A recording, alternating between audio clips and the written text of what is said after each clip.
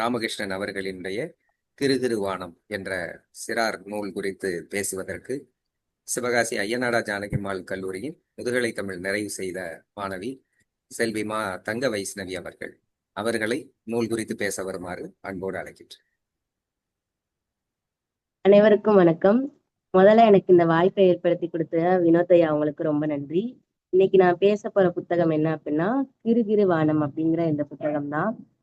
இந்த புத்தகம் ஒரு குழந்தைகளோட வாழ்க்கையை ஒரு யதார்த்தமா சொல்லிட்டு போற ஒரு கதையா இந்த புத்தகம் அமைஞ்சிருக்கு. ஒரு குழந்தைக்கு தேவைப்படுறதா எது அதிகமாக தேவைப்படும் அப்படின்னா ஒரு 3 வேளை நல்ல உணவு தேவைப்படும். அப்புறம் அவங்க போட்டிருக்க மாதிரி ட்ரெஸ் நம்மளுக்கு வேணுங்கிற ஒரு எண்ணங்கள் இருக்கும். இது மாதிரி நல்ல உணவு சாப்பிட்டா நல்லா இருக்குமே அப்படிங்கிறது தோணும். பள்ளிக்கூடத்துக்கு போகக்கூடாது, நிறைய கதைகள் கேட்கணும். அந்த கதைகள் மூலமா அவங்களுக்கு கற்பனை வளர்ந்து அவங்களா ஒரு கதையை உருவாக்குற அளவுக்கு அவங்களுக்கு ஒரு திறமையை உண்டாக்குற அளவுதான் இந்த குழந்தை பருவம் எல்லாருக்குமே அமைஞ்சிருக்கும்.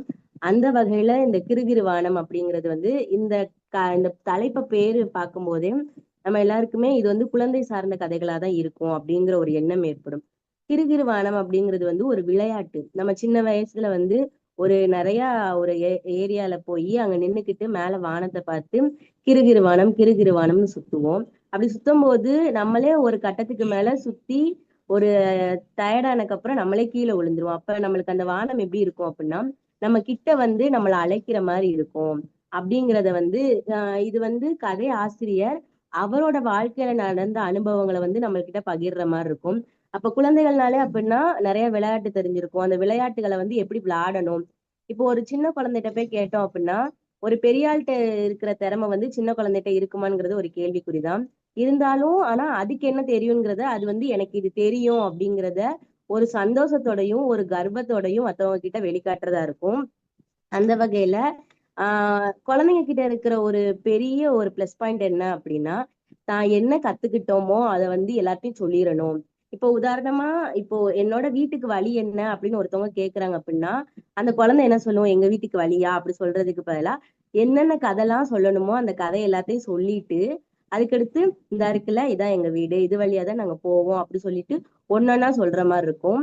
இன்னொரு பழக்கம் என்ன அப்படின்னா சின்ன பிள்ளைங்களுக்கு எல்லாருமே ஈஸியா கிண்டல் பண்றதுக்குள்ள ஒரு இது இருக்கும். யாருனாலும் ஒரு பட்டப்பெயர் வச்சு சொல்றது, யாருக்குனாலும் அவங்களோட தோற்றத்தை பார்த்து பட்டப்பெயர் வைக்கிறது, இந்த மாதிரி தன்மைகள் குட்டி குழந்தைங்க கிட்ட அதிகமா இருக்கும். அதுக்கடுத்து சாப்பாடும் கூப்பாடும் அந்த கதையில என்ன இருக்கும் அப்படின்னா ஒரு குழந்தைக்கு அதிகமா தேவைப்படுறது என்ன அப்படின்னா அவன் விரும்புறத சாப்பிடுறது. இங்க ஒரு பையன் இதுல இருப்பான். அந்த பையனுக்கு யாரு வீட்டுல என்னென்ன சாப்பாடு செய்வாங்க எல்லாமே தெரியும். ஏன்னா அவங்க வீட்டுல எப்பயுமே காலையில ஒரு கஞ்சியும் ஒரு துவையலும் மட்டும்தான் இருக்கும். அப்ப அந்த சாப்பாடே சாப்பிட்டு பழகுன ஒரு பையனுக்கு இதை தாண்டி நம்ம என்ன சாப்பிடலாம் அப்படிங்கிறது அவனுக்கு அதிகமான ஒரு இதா இருக்கும். ஒவ்வொருத்தவங்க வீட்டு முன்னாடி போய் அவங்க என்ன சமைக்கிறாங்க அப்படின்னு பார்ப்பாங்க. எப்பயுமே ஒருத்தவங்க வீட்டுல அரிசி மாவுல தோசை சுடுவாங்க. அதுக்கு அவங்க ஒரு பொரிகல்ல சட்னி அது மாதிரி வச்சு சாப்பிடுவாங்க. இந்த பையன் போய் நின்னானா இவனுக்கு ஒரு அரை தோசையை கொடுத்து இந்தா சாப்பிடு அப்படி சொல்லி கொடுப்பாங்க. அந்த பையன் அதை ரசிச்சு சாப்பிடணும் அப்படிங்கறதெல்லாம் நினைக்க மாட்டான். அவனுக்கு இருக்கிற பசியில அவங்க கொடுத்த அந்த அரை தோசை அப்படியே ஒரே வாயில சாப்பிட்டு முடிச்சிருவான். ஆனா இவங்க அம்மா இங்க என்ன பண்ணுவாங்க அப்படின்னா சோள மாவுலதான் தோசை சுடுவாங்க. அப்ப சோள மாவு ரொம்ப மொந்தையா இருக்கும். அப்படி இருக்கிற தோசையை சாப்பிடும்போது அவனுக்கு ஏன் நம்ம இந்த தோசையை சாப்பிடுறோம் அப்படிங்கிற எண்ணம் அந்த பையனுக்கு இருக்கும். அதனால ஒவ்வொருத்தவங்க வீட்டுக்கா போய் இப்படி சாப்பிடுவான். அதுல இன்னொரு நிகழ்வு என்ன இருக்கும் அப்படின்னா இப்போ நிறைய பள்ளிக்கூடங்கள்ல வெளியே இருந்து இன்ஸ்பெக்ஷன் அது மாதிரி வருவாங்க. அப்ப அப்படி வர்றவங்களுக்கு நிறைய சாப்பாடு கல்வி நிறுவனங்கள்ல இருந்து வாங்கிட்டு வருவாங்க. அப்ப அது அந்த பையன் ஒளிஞ்சு நின்னு பார்ப்பான். இங்க பாடுறா இந்த சாருக்கு இவ்வளவு சாப்பாடு வாங்கிட்டு வர்றாங்க, கறி முட்டை மீன் இப்படிலாம் இருக்கு.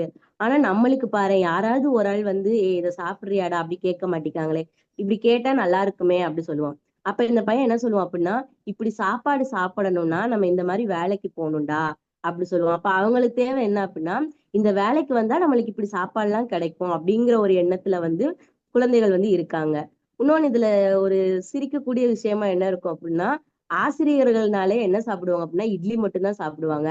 பாத்தியா அவங்க சிரிக்கிற சிரிப்பே சொல்லுது அவங்க இட்லி தான் சாப்பிடுறாங்கன்னு அப்படி சொல்லியிருப்பாங்க. அதுக்கடுத்து கை நிறைய பொய் அப்படிங்கிற ஒரு கதையில என்ன இருக்கும் அப்படின்னா பொய்ங்கிறது வாழ்க்கையில எல்லாருமே ஒரு தடவையாவது சொல்லியிருப்பாங்க, யாருமே சொல்லாம இருக்க மாட்டாங்க. எனக்கு பொய் சொல்றதுன்னா ரொம்ப பிடிக்கும் அப்படி சொல்லி அந்த பையன் சொல்லுவான். அப்படி பொய்ங்கிறது இப்போ ஒரு வாத்தியார் சொல்றாரு பொய்யே சொல்லக்கூடாது, நம்ம சொல்ற பொய் வந்து ஒருத்தவங்கள ரொம்ப கஷ்டப்படுத்தும் அப்படின்னு சொல்றாங்க. அந்த வாத்தியார் அதுக்கு என்ன சொல்றாங்க அப்படின்னா, தீயினால் சுட்ட புண் உள்ளாரும் மாறாதே நாவினால் சுட்டவடு அப்படி சொல்றாங்க. யார்கிட்டயுமே வந்து நம்மளை கடிந்து பேசக்கூடாது, கோவப்பட்டு பேசக்கூடாது, யாரையும் நம்ம திட்டக்கூடாது, அது அவங்கள வந்து ரொம்ப துன்புறுத்துற மாதிரி இருக்கும் அப்படின்னு சொல்லி அந்த வாத்தியார் சொல்றாங்க. அந்த வாத்தியார் சொல்லி முடிச்சுட்டு பின்னாடி பெஞ்ச்ல ஒரு பொண்ணை பாக்குறாங்க. அந்த பொண்ணு கவனிக்காத மாதிரி இருக்கு. அதுக்கு அந்த வாத்தியார் என்ன சொல்றாங்க அப்படின்னா, அந்த பொண்ணை வந்து வையிறாங்க. வஞ்சிட்டு இப்படி இருக்கியே அப்படின்னு சொல்றாங்க. அப்ப இவன் யோசிச்சு பாக்குறான். இப்பதானே இவர் சொன்னாரு பொய் சொல்லக்கூடாது, இப்படி ஒருத்தவங்கள திட்டக்கூடாதுன்னு. இப்ப இவரே பொய் சொல்றாரு, அப்ப சொல்லி தரவங்களே நம்மளுக்கு பொய் தான் சொல்றாங்க. பொய் சொல்லாதன்னு யார் சொல்லி தராங்களோ அவங்ககிட்ட இருந்தே முதல்ல அந்த குழந்தைங்களுக்கு வந்து பொய்ங்கிறது ஒண்ணு வந்து வளருது அப்படின்னு சொல்லியிருப்பாங்க.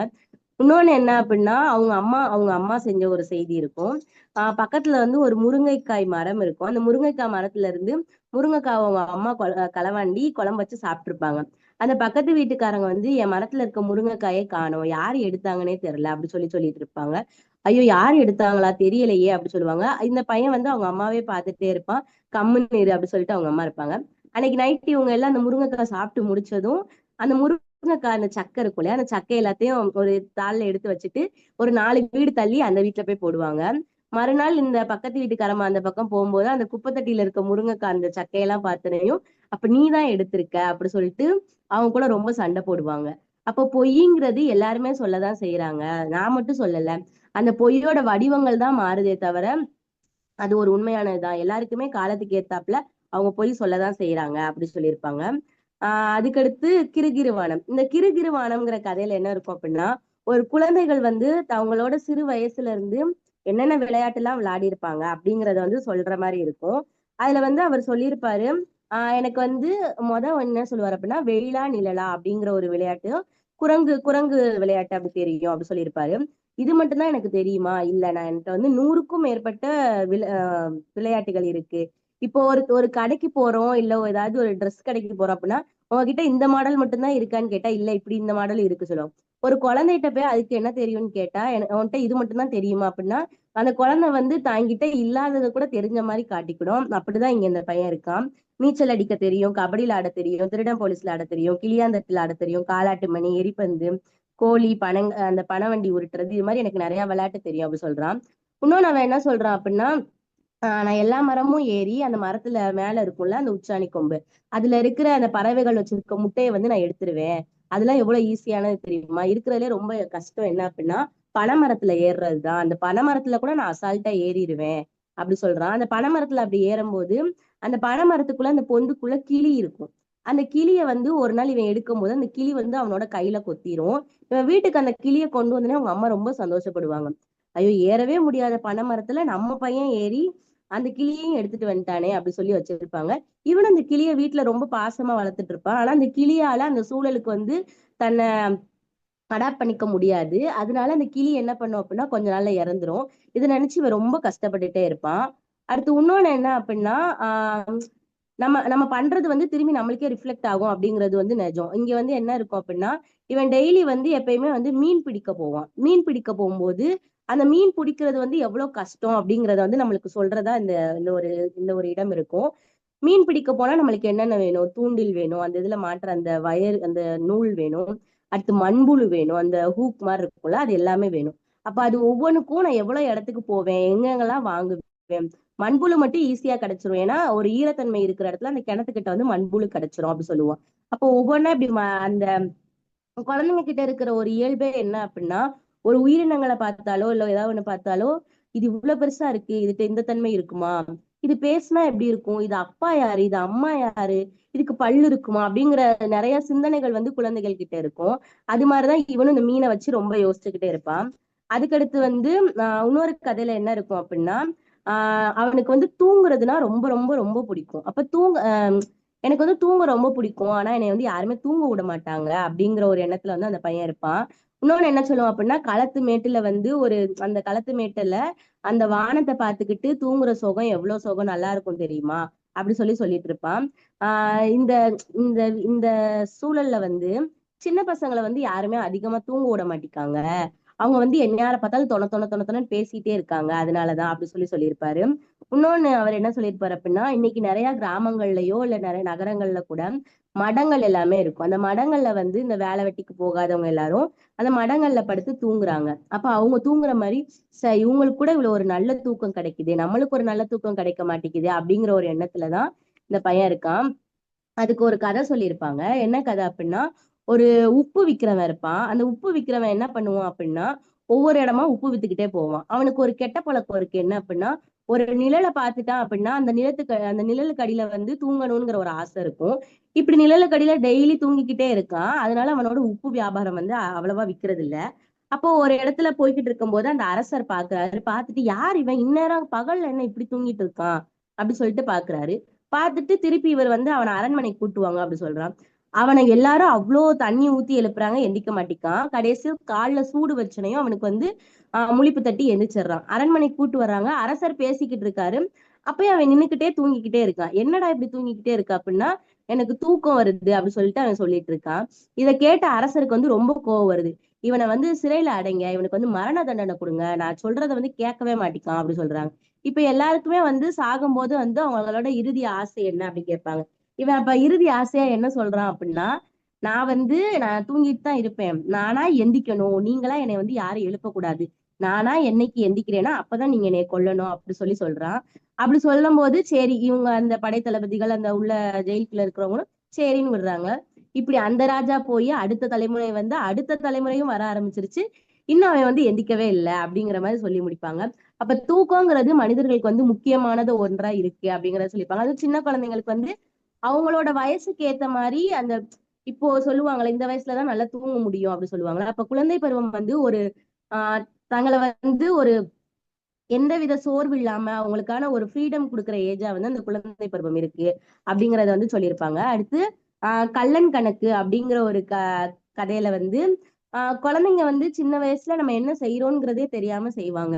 உதாரணமா ஒருத்தவங்ககிட்ட போய் குச்சி எடுத்துட்டு வர்றது, பக்கத்துல ஏதாவது கடந்தா திருட்டுன்னு சொல்ல முடியாது, அது நம்ம திருடுறோமா அப்படிங்கிற ஒரு இதே இல்லாம அவங்க வந்து அதை எடுத்துட்டு வருவாங்க.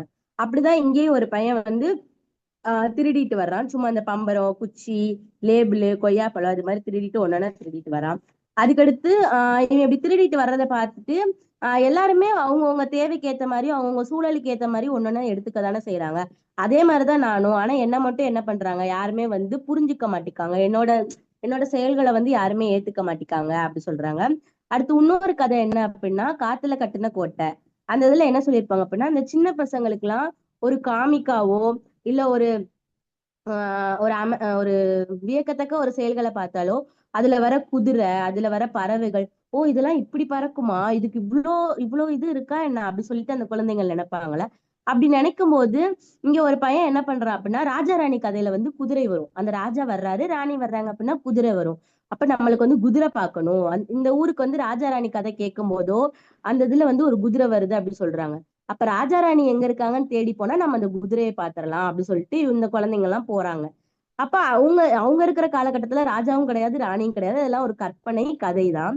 இந்த குழந்தைங்க காட்டுக்குள்ள எல்லாரையும் கூப்பிட்டுட்டு இந்த பையன் போய்கிட்டே இருக்கான். போய்கிட்டே இருக்கும்போது அங்க இருக்கிற குதிரையை பாக்குறான். அங்க இவன் வந்து சொல்றான், ஏதோ ஒரு பாதையில போயிடுறாங்க. பாதையில போய் அவங்க போக வேண்டிய பாதையவே மறந்து போயிடுறாங்க.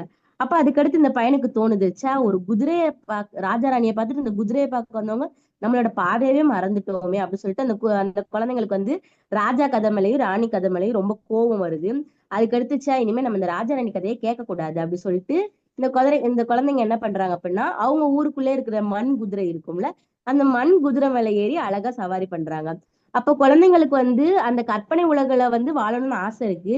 இன்கேஸ் அது கிடைக்கலன்னா கூட தங்க கிட்ட இருக்கிறது என்ன அப்படின்னு வச்சுட்டு அதை வச்சு லைஃப் ரன் பண்ற ஒரு கெப்பாசிட்டி வந்து குழந்தைங்க கிட்ட இருக்கு அப்படிங்கறத வந்து நம்ம சொல்லலாம். இந்த இதுல இருக்கிற ஒரு 10 கதைகள் இருக்கும். இந்த 10 கதைகளுமே ஒரு குழந்தை இதை நம்ம ரீட் பண்ணும்போது நம்மளும் சின்ன வயசுல இப்படித்தானே இருந்திருப்போம். இதுல சொல்ற அந்த கிறுகிறுவானம், அந்த விளையாட்டுக்கள், இது எல்லாமே நம்ம அப்படிதான் இருக்கோம். உதாரணமா உதாரணம் உதாரணமா சொல்ல போனோம் அப்படின்னா, இப்ப நம்ம குழந்தை பருவத்துல இருக்கிறவங்க எல்லாருமே என்ன யோசிப்பாங்க அப்படின்னா, நம்மளுக்கு வந்து இது கிடைக்கும் அது கிடைக்கும் அப்படின்னு சொல்லிட்டு நிறைய நினைப்பாங்க. ஆனா அந்த பருவத்துல வந்து அவங்க ஒரு ஏமாற்றத்தை அடைஞ்சிட்டாங்க அப்படின்னா அது ரொம்ப கஷ்டமான ஒண்ணா இருக்கும். இதுல இந்த பையன் யோசிக்கிற மாதிரி இந்த மீன் வரும், மீன் வந்து இப்படி பண்ணும் அப்படி பண்ணுங்கிற நினைக்கிற மாதிரி நானும் வந்து நிறைய தடவை நினைச்சிருக்கேன். நிறைய நிறைய நம்ம யோசிக்கும் போது இப்ப இப்ப வந்து அது தோணுது. ச்சே, அன்னைக்கு நம்ம அந்த பையன் மாதிரி தானே இருந்தோம். இன்னைக்கு நம்ம ஒரு மெச்சூர் லெவலுக்கு வந்தக்கப்புறம் இதெல்லாம் ஒரு சின்ன சின்ன பொண்ணுத்தனம், சின்ன பிள்ளைத்தனம் அப்படிங்கிற மாதிரி இருக்கும். இருந்தாலும் இந்த 10 கதைகளையும் நம்ம வாசிக்கும் போது நம்மளுக்கு என்ன இருக்கும் அப்படின்னா, ஒரு குழந்தை உலகத்துக்கு நம்ம ஒரு 22 ஏஜ்ல இருக்கோம் அப்படின்னா, ஒரு 10 இயர்ஸ்க்கு நம்மளுக்கு முன்னாடி கொண்டு போய், அதாவது நம்ம ஏன் பெரிய பொண்ணானோம், சின்ன பிள்ளையாவே இருந்திருக்கலாமே, சின்ன பிள்ளையா இருந்தா நம்மளுக்கு எல்லாமே கிடைச்சிருக்கும் அப்படிங்கிற ஒரு எண்ணங்களை வந்து நம்மளுக்கு விதைக்கிறதா இருக்கும். இது இப்படிப்பட்ட கதைகள் வந்து சின்ன குழந்தைங்க இப்ப இருக்கிற குழந்தைகள் வாசிக்கும் போது, அப்ப இருக்கிறதுல வந்து என்னென்னலாம் இருந்திருக்கு, இதுல இன்னொன்னு என்ன இருக்கும் அப்படின்னா, யாரு தச்ச சட்டை அப்படின்னு ஒரு கதை இருக்கும். இப்ப இருக்கிற குழந்தைங்க தான் அவங்க விரும்பின ட்ரெஸ்ஸை போட்டுக்க முடியுது, எதுனாலும் உடனே ஷாப்பிங் பண்றாங்க, ஆர்டர் பண்றாங்க, வாங்கிக்க முடியுது. அப்ப இருக்கிறதுல என்ன, அண்ணா இருந்தா அப்படின்னா அண்ணா என்ன ட்ரெஸ்ஸை போடுறான் அதான். அண்ணா 20 வயசா இருந்தா தம்பி 10 வயசா இருந்தாலும் அவன் இருக்கிற சட்டையை தான் இவன் போடணும். அந்த சட்டை நேரம் அவனுக்கு கொட கொடன்னு இருந்தாலும் முட்டிக்கு ரொம்ப கீழே இருந்தாலும் அவன் போட்டுதான் ஆகணும், வேற வழி இல்ல. அப்படிங்கிற ஒரு சூழல்ல தான் அன்றைக்கு குழந்தைங்க வாழ்ந்திருக்காங்க. இது வழியா ராமகிருஷ்ணன் ஐயா வந்து எப்படி இருந்தாங்க, அவங்களோட குழந்தை பருவம் எப்படி இருந்தது, அந்த குழந்தை பருவத்துக்கு நம்ம எப்படி பயணிச்சோம் அப்படிங்கறத வந்து நல்லா அறிய முடிந்தது. நன்றி ஐயா. நன்றி. இந்த நூலில் இருந்தும் நூலை பற்றியும் மிக அழகாக ஒரு ரசனையோடு, இந்த குழந்தைகளினுடைய உலகம் எப்பொழுதும் மகிழ்ச்சியானது, இழந்திருந்தாலும் கூட நினைத்து பார்க்கின்ற பொழுது மகிழ்ச்சியானது. எனவே அத்தகைய மகிழ்ச்சியை உள்ளடக்கி இருக்கக்கூடிய அந்த கதைகளை மகிழ்ச்சியாக இன்முகத்தோடு எடுத்துரைத்து பேசிய தங்க வைஷ்ணவி அவர்களுக்கு நன்றியை தெரிவித்துக் கொள்கிறோம். நன்றி.